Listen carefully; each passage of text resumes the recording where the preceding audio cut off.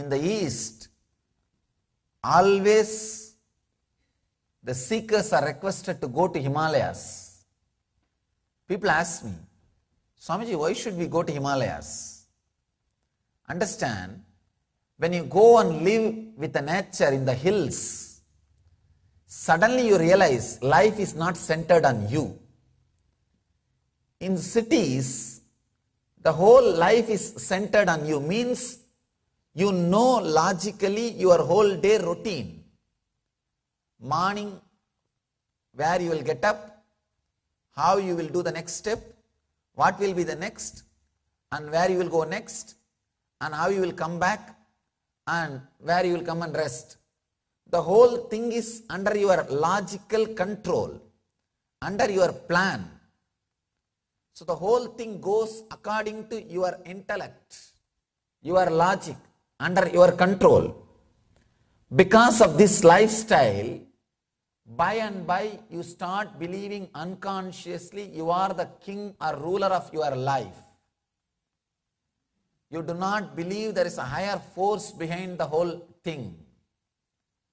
You tend to believe everything is under your control.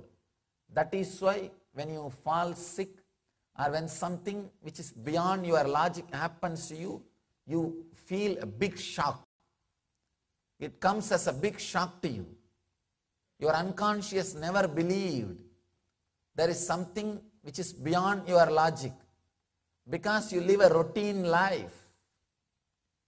The whole routine is practically under your control or under your prediction. It is under the predictable limit. Maybe you will get caught in traffic for 10 minutes or 1 hour, but you can predict it. It is all under the predictable limit.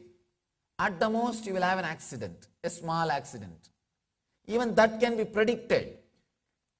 So almost things are, at least the majority of your time in the 24 hours, at least 20-22 hours is in the predictable limits.